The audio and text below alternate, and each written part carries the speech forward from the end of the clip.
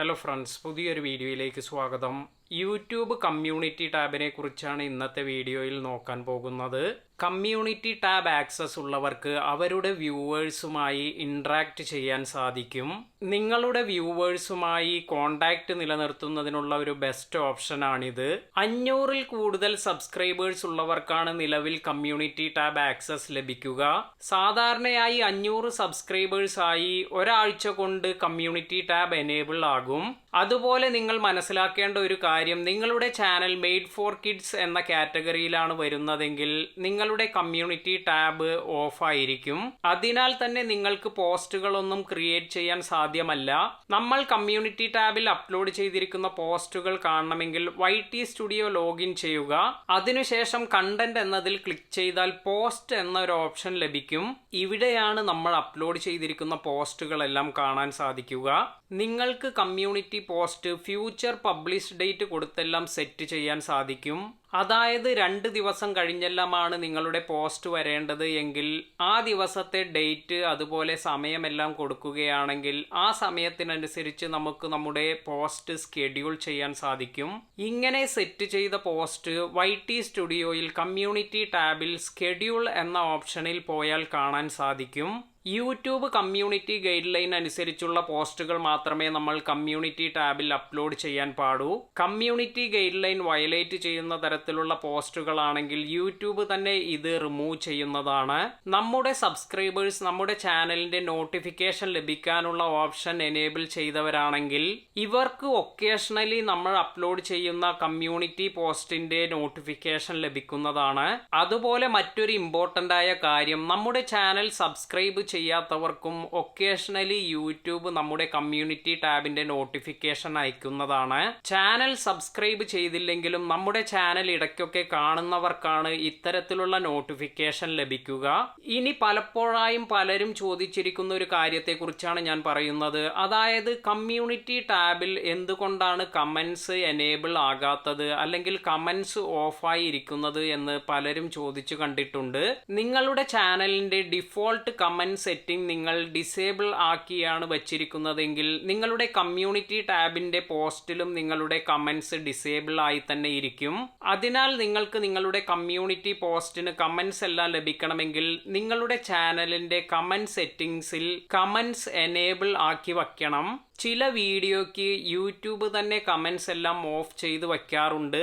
ഇത് minor safety കണക്കിലെടുത്താണ് YouTube ഓട്ടോമാറ്റിക്കായി ചില വീഡിയോസിന്റെ എല്ലാം കമന്റ്സ് ഡിസേബിൾ ചെയ്യുന്നത്. അതുപോലെ നിങ്ങളുടെ ചാനൽ മെയ്ഡ് ഫോർ കിഡ്സ് എന്ന കാറ്റഗറിയിലാണ് സെറ്റ് ചെയ്തിരിക്കുന്നതെങ്കിൽ നിങ്ങൾക്ക് കമന്റ്സ് ഒന്നും തന്നെ ലഭിക്കുകയില്ല. ഇനി നമുക്ക് എങ്ങനെയാണ് കമ്മ്യൂണിറ്റി പോസ്റ്റ് ക്രിയേറ്റ് ചെയ്യുന്നത് എന്ന് നോക്കാം. ഇതിനായി നമുക്ക് യൂട്യൂബിൽ ലോഗിൻ ചെയ്യുക. അതിനുശേഷം ഇവിടെ വന്നിരിക്കുന്ന ഈ പ്ലസ് ബട്ടൺ അല്ലെങ്കിൽ ക്രിയേറ്റ് ബട്ടണിൽ ക്ലിക്ക് ചെയ്യുക. ഇതിൽ നിന്നും ക്രിയേറ്റ് പോസ്റ്റ് എന്ന ഓപ്ഷൻ ലഭിക്കും. ഇതിൽ ക്ലിക്ക് ചെയ്യുക. ഇവിടെ നമുക്ക് ടെക്സ്റ്റ് പോസ്റ്റ്, ഇമേജ്, പോൾ അല്ലെങ്കിൽ വീഡിയോസ് ഇവയെല്ലാം തന്നെ പോസ്റ്റ് ചെയ്യാൻ സാധിക്കും.